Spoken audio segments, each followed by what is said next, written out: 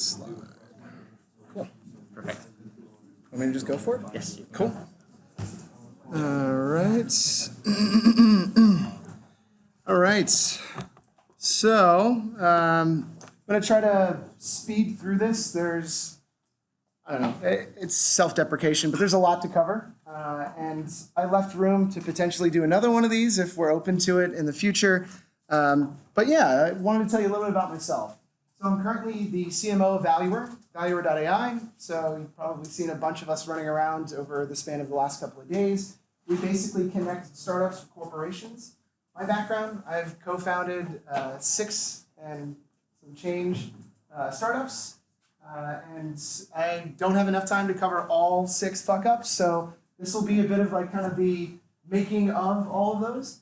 I have 12 years of marketing experience, basically have been doing a little bit of everything in terms of growth hacking, marketing, sales, you name it, I've done it. It's kind of part of wearing different hats as somebody that's been in the startup scene. We've all been there.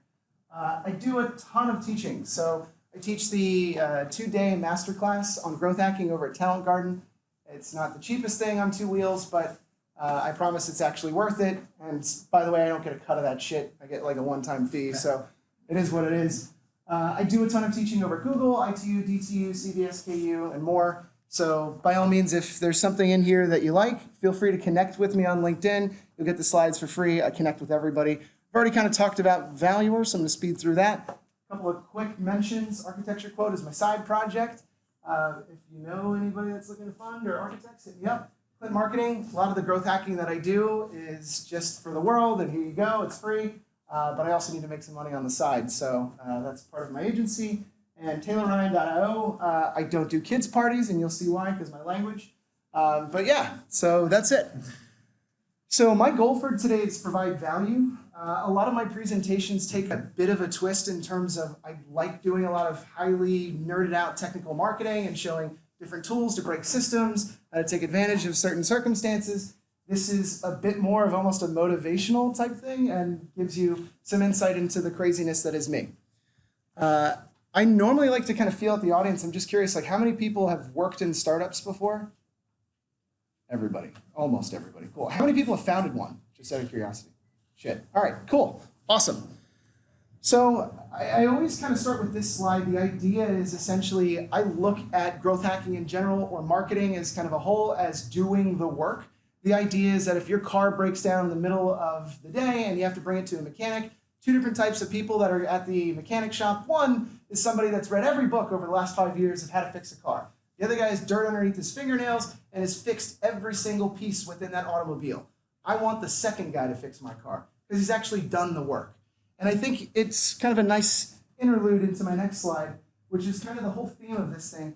It's the concept of marketing is all about understanding systems. And once you understand one system, you can apply it to all the others.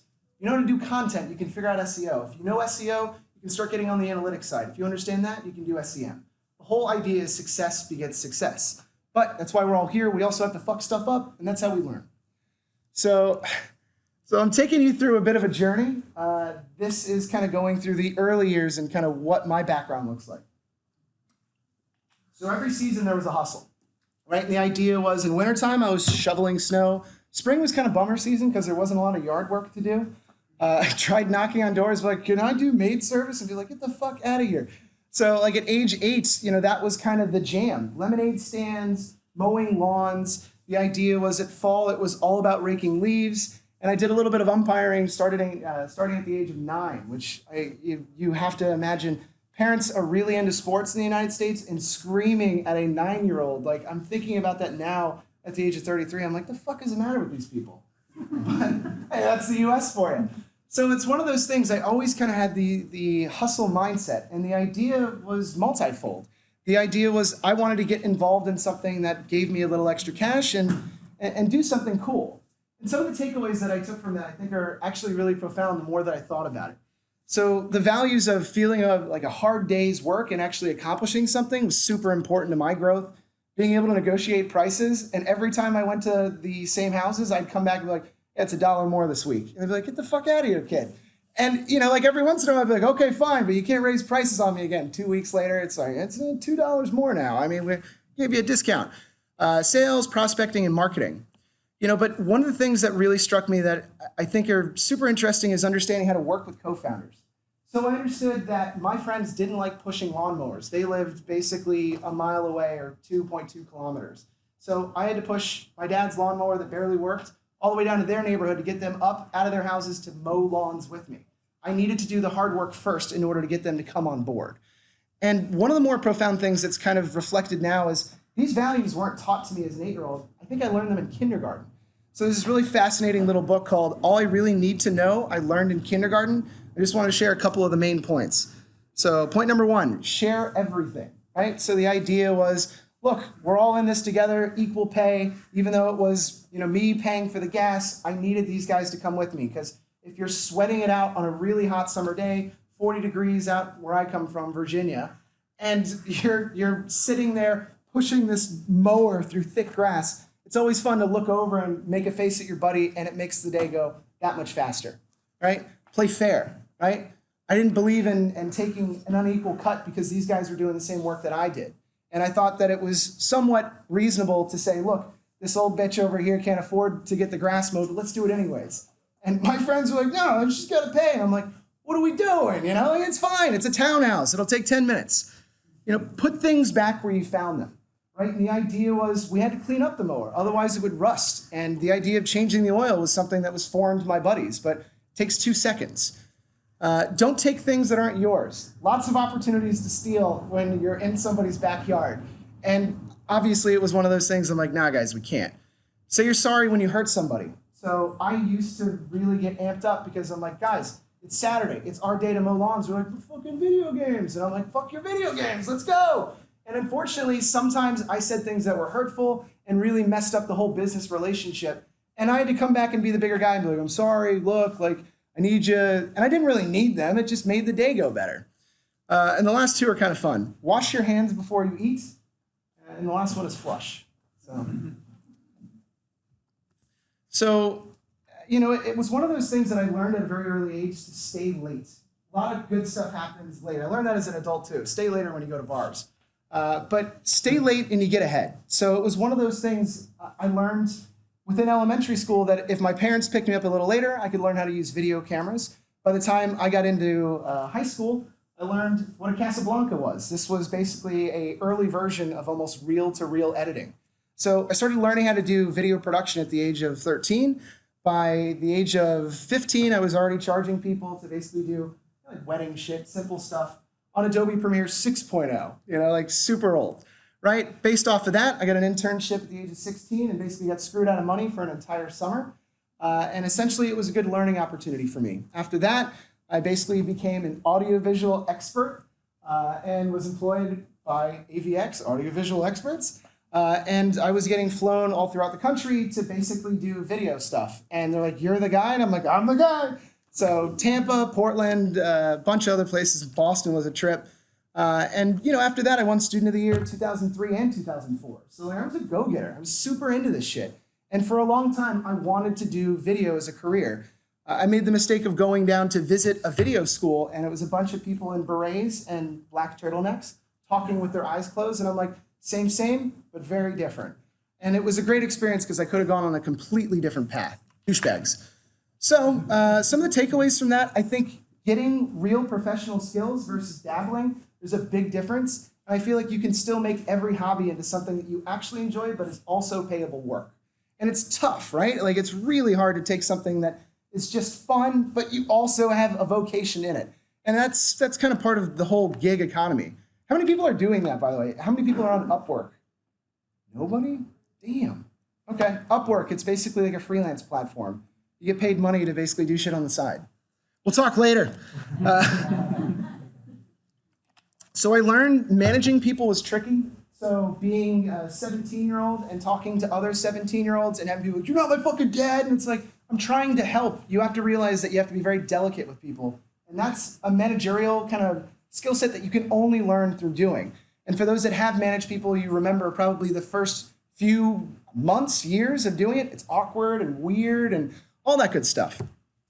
So I realized that more work opened more opportunities, and I was able to actually charge for stuff. And then came the colossal clusterfuck that was graduating in December of 2008, which, if you read this chart, the giant middle finger right there is my demographic, right? So that's males within my age group that graduated in 2008 that were either between the age of 20 and 29. Essentially, 1 out of 4 plus of us was unemployed, which means there are no entry-level jobs, no jobs in general. And that means you got to do something different in order to stay relevant. And oh, by the way, I had a degree in psychology, which means I can work with old people with dementia, which, you know, I think it's very, that's a fucking terrible job. I'm sorry. It's a tough job. I couldn't do that, right? Or kids with autism. So there were lots of fake jobs out, and I'll kind of go into some details on that. I really love Denmark for this reason. I came out with a student loan payment of $500 every month.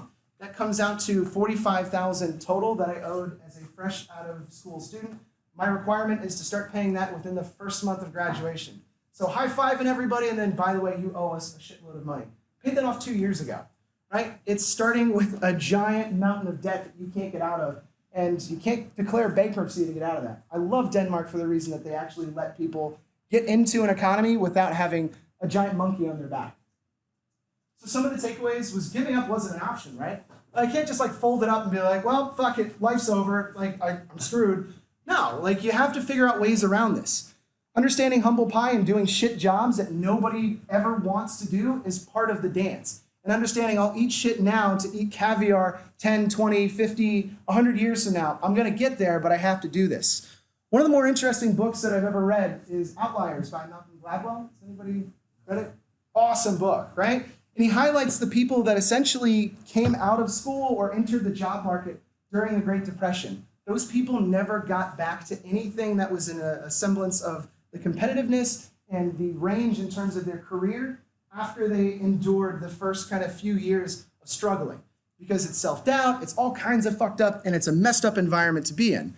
And it's one of those things, if anybody here is born basically before 1985, we all have this version of this story.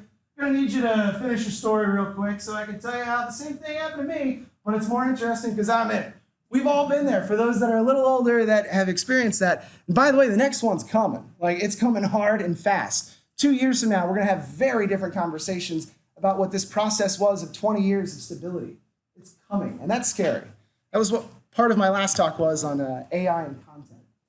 So during these rough times, I picked up crazy, shitty, awful, and also cathartic, you know, almost this Nietzschean kind of mindset of these awful jobs. So I was a door-to-door salesman. So I had a giant, this size, a giant window in one end and a kit of glass to basically show, hey, this is gonna save you money in the long run. And I would sit in living rooms for 3 hours on end until they literally threw me out and grabbed my shit and threw it, or I made a deal.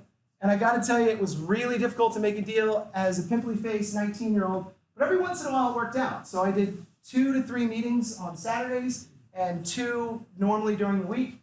This was a good day, so sold 2 leads, 21,000 worth of windows and doors in one day. Ask me how drunk I got tomorrow, woo!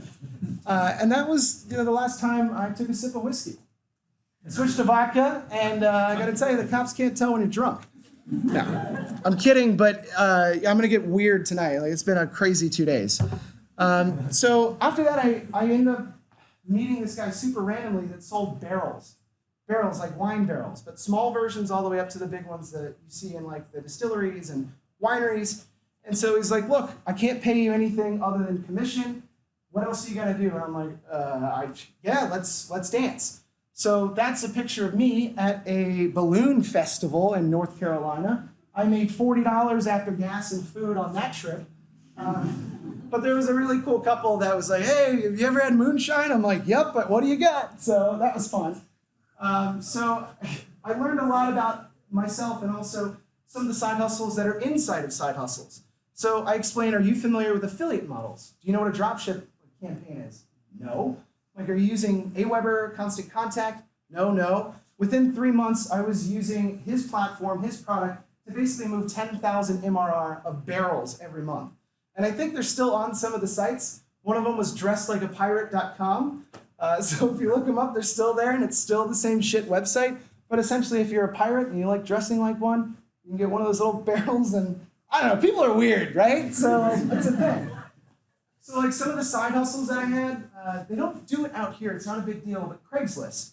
So I had a shit beater, a really ugly Ford Ranger pickup truck, really small. But when somebody would say, hey, I'm trying to get rid of a washer dryer, I'd be like, all right, I'm coming right now. Can I come by and grab it? Sure. So I basically pick it up, bring it home, put a little shine on it, and then sell it for $200, $300, $400. And people would come by, does it work? Sure does. No idea. And a lot of times you end up making a fair amount of scratch on that. The next thing was actually a ton of fun. The Clean White Smile, that's this one.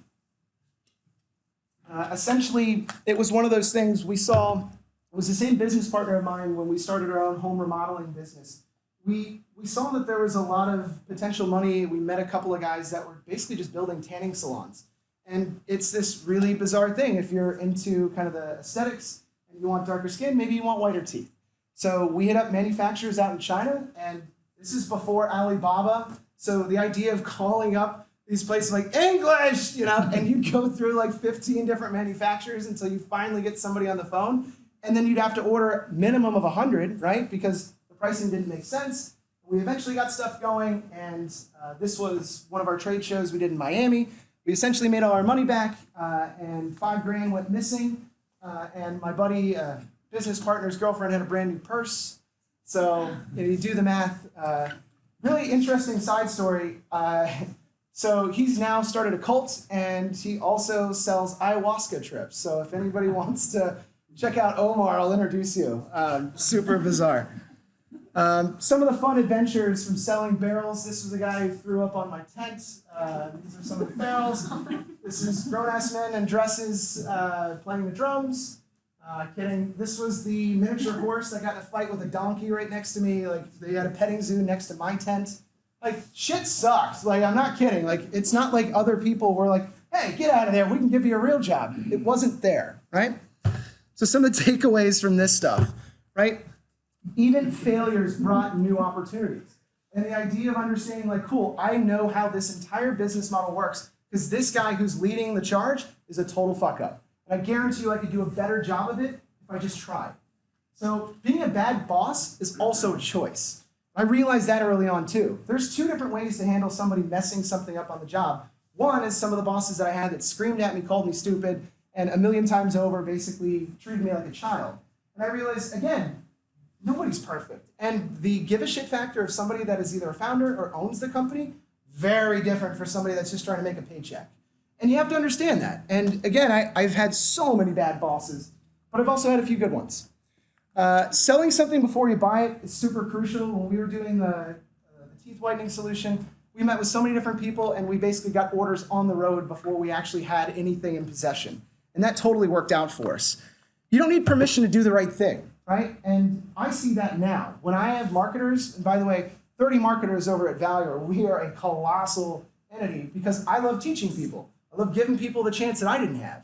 And the idea is if you're moving full speed and you fuck up doing the right thing or trying to do the right thing, hey, no problem. Like, it's not a big deal. Who the fuck am I? Right? And that's something that I want to instill in other people because nobody told me that until it was way late in my career. So, learning by failure sucks, and I don't know why it's like idolized in this system. Like, this was like 4 years of just, whoa, it was rough. But there is a lesson to be learned in every situation. So I definitely believe in making your own luck. I think people that depend on it are full of shit.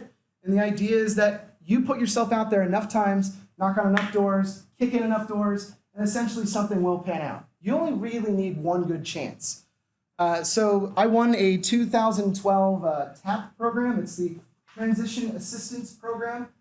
The only reason that we won was my business partner was a disabled vet, basically no hearing in his right ear from a firefight in Desert Storm. But we won this contract. Love the guy to death. One of the best mentors I've ever had. Got stoned before we walked into the meeting to negotiate. It was absolutely absurd. And we delivered a hell of a product. And it was one of those things that spun off to a lot of unique circumstances, and we helped a lot of people.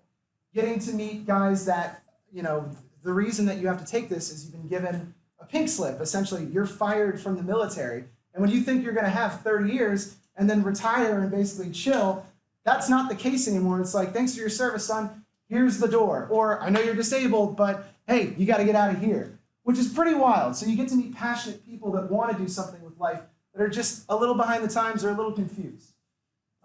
This opened up an opportunity to do political finance consulting. If you want to meet some real scumbags, go into politics. I kid you not, it is bizarre. Like, you have this weird belief that these people are altruistic. They're scumbags, like, through and through. This is a map of the 2012 election. So everything in red was the team that beat us. So all the blue was essentially like, hey, way to go, Democrats, rah, rah, go us. Basically, we got Obama elected. My business partner, Scott, was in the picture like during inauguration. It was awesome. And then he called me the next day to say, hey, you sitting down? I'm like, I'm not out of bed yet. And he's like, cool, you're fired. So, tough luck. See you in 2 years. This was us launching one of our mobile apps. So I basically joined up with a couple of guys because I was doing a fair amount of consulting in terms of SEO, CRO, ASO. These are search engine optimization. ASO is app store optimization. Basically teaching people digital marketing stuff. One of my favorite ones was a company called Wedding Wire. I hadn't checked up on them in a long time, but I basically helped them rank their app first for the wedding niche. And seeing a rocket ship take off while you're sitting on the ground sucks, right? Those guys cleared something to the effect of like 250 million in their last round of funding, and I haven't seen a cent. So it was one of those things like, hey, you still want to no, we learned from you, we're good. So lesson learned from that. And the last one down here was basically part of our mobile app development firm. We worked with Kellogg's, but why the fuck does like a cereal need an app? Right? It was the weirdest thing, and this was during the craze of like apps.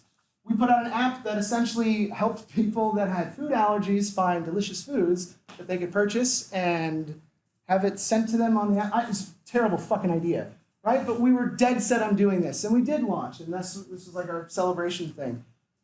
We found out very early on some of the lessons that come from that. So takeaways. Takeaways, it's kind of like this Louis C.K. Quote. I know that he's like kind of a scumbag in the news, but honestly, like, the guy actually has a lot of thoughtful, insightful ideas. So if you're watching The Matrix, there's this great scene where Neo's in a fight on the roof, and Trinity needs to go save him. So she hits up Tank, the guy back at home base, and says, I need you to basically upload how to fly a helicopter. And the idea is, that's essentially what learning is now. It's not a direct upload, it's time. Anything is teachable at this point. Any one of us could be the best developer if we gave a shit and actually took the time to learn.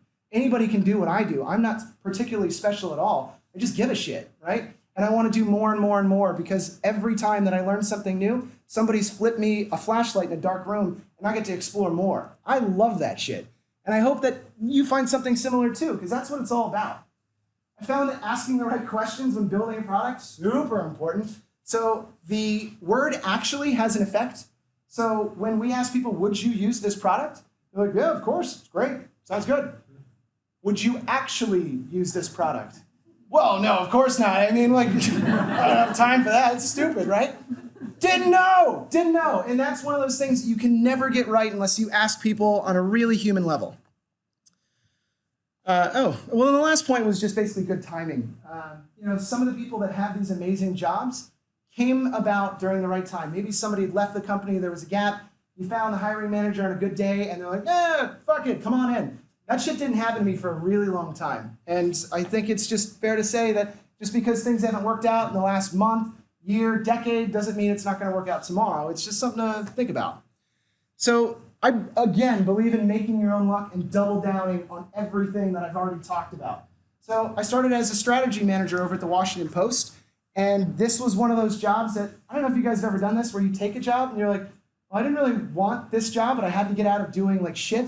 And as soon as you're in it, you're like, God damn it, like this sucks, And so I did that for basically a year and 9 months. But during the meantime, I went to a networking event every other day. So it was basically 2 to 3 networking events for 2.5 weeks. So this is just a little collage of the shit. So like big data, I'm like, sure, that sounds cool. Like what's up? So it was like Tyler Durden / like Edward Norton in Fight Club. It's like, this is cancer, right? Let me come in. It was one of those things. This was one of my favorite ones. So this is NortonNet. It's only specific to Washington, D.C. These are people that are only allowed in with top secret clearance or top secret poly, which means you need to take a polygraph test. And essentially everybody within your network needs to say, yeah, he's not a terrorist or he's not a bad guy. So I just started sneaking into these because I'm like, fuck it, I want a different job. Nobody said shit, but I had gone to 6 months of these and nobody was willing to hook me up. If you can take a look at the demographic, lots of gray-haired dudes. And nobody was willing to take a chance on me. And I kept reaching out to these people relentlessly, finding their phone numbers online and calling them like, hey, I see that you're in defense contracting. I'd love to get into that. Bullets and bombs, love them. No fucking chance. It's a thing. It's big business out there. Let me tell you. So I said fuck it on the last one. I dressed as a captain. I'm like, hey, anybody want to hire a yacht salesman? They didn't even let me in. So fuck it. So some of the takeaways that I learned from that, honestly, wearing weird shit actually gets you noticed more, and I think it's actually a kind of a cool little hack. But events are free education. And I think, honestly, and it's no offense to the organizers if there's anybody in here for TechBBQ, but assholes do panels. All right, sorry guys. Enjoy the panel. So, no, it's one of those things. It takes 0 time to prepare for a panel. It's riffing. And, you know, I don't care if you're an amazing musician, you still have to practice. You have to know what you're getting up there to do. And most of these people are professional bullshit artist riffers. The idea is that if you have 100 people in a room, right, and it's a half an hour speech, the idea is that you're potentially wasting 50 hours collectively of everybody in that room. You didn't take 5 minutes to put together a presentation? This is 4 hours worth of work. I give a shit, because I don't want to bring something that brings no value and makes people stomp their feet going, fuck that guy. He wasted 30 minutes of my time. I know how important my time is. I assume you guys have stuff to do too, but you're sitting here. You know, the idea is nobody will push you like yourself. I like your quote earlier, by the way, like, who's rooting for me other than me? You know, like, I totally dig that. You know, and one of the things, if you have any aspirations of doing something greater than yourself, whether it's public speaking or mentorship, use people that are bad at what they do as inspiration. I've seen so many dumb fucks on stage. I'm like, why does that guy have that job? It's like, well, you can just go ask. I'm like, what, for real? Like, yeah, you know, and you're in, you know, and that's part of the jam. So, you know, sometimes it makes more sense just to ask. I don't know. You know, I think one of those things that I tend to kind of talk about, but I don't know, it's weird in the Danish ecosystem. I use a lot of negativity to fuel me. I don't know if you guys can tell, but I got a little anger streak in me. And it's one of those things that I find that using being fired, using having a shit job, using losing time at an event where somebody's riffing, fuck that, it gives me more energy to be like, cool, I'm gonna do better than them, or I'm gonna surpass them, or I'll show you. And I kid you not, that's been a fire underneath my ass, right? I've been fired 3 times in Denmark. I know what the fuck I'm doing. It's probably not because I'm easy to get along with. But no, I think it's one of those things. I have a different disposition than a lot of other people. And sometimes that doesn't gel well. But the idea is essentially using these negative things to propel you. Maybe it's job search. So essentially every negative answer, every unfortunately, or the email starts with, we regret to inform you, use that as propellant to basically go, cool, now I have to apply for 3 more jobs. Every no I get means I need 3 more applications. And it's just a different way of gamifying the system. So that essentially kind of gets me towards the end. Couple of just small thoughts. There is a big difference between a good and a bad boss. I remember one of my first bosses over at Nortel, terrible name, was called Kids Online. And they were putting the education and entertainment, so they called it edutainment. And I was like, whoa! You know? It's like, they thought that was innovative. It's fucking idiots. But I remember, you know, I was doing a lot of video work, and so I was explaining to one of the guys that was doing content, I'm like, I think we would get a much better shot because the lighting, the sun's right there, if we could angle over here. And he goes, we don't pay you to think. Oh, and by the way, we don't pay you at all. And he starts laughing with his dickhead buddies. That was 17 years ago, and I still remember that shit. You'd be surprised how a little pointed comment, like, it sticks with you, and that's fucked up, right? Like, that shit still bothers me. And it's one of those things, I'll never do that to somebody. And if I do, I'm be like, I'm so sorry, you know, but sometimes, you know, you catch me on the wrong day, but I'm not screaming at anybody and I'm not putting anybody down. You know, and I do think remembering those negative feelings, like, oh, I know what that feels like. to remember it's not cool to do that shit. The last little bit is just kind of for me. You know, all this stuff takes time, it takes energy. If anybody ever tells you, oh, it's just 3 months, it's just 6 months, especially within SEO, they're either selling something or they're full of shit. Because honestly, all this stuff takes time. There is no person that just pops up out of nowhere and all of a sudden they're rich beyond their wildest dreams. All this stuff takes figuring out, breaking shit, losing your patience, and unfortunately finding that, you know, fuck-ups are okay. You know, and that's part of the jam. So that is just about it for me. One of the founders of Architecture Quote. If you're interested in learning more about growth hacking, what I can do for your business, happy to talk to you about Clinton Marketing. Taylor Ryan I don't do kids parties. And Value, where we connect startups with corporations. I work 7 days a week. If you ever want to come hustle with me, feel free to let me know. Girlfriend doesn't love that I work 7 days a week, but ultimately something good will come from it. But yeah, that's it.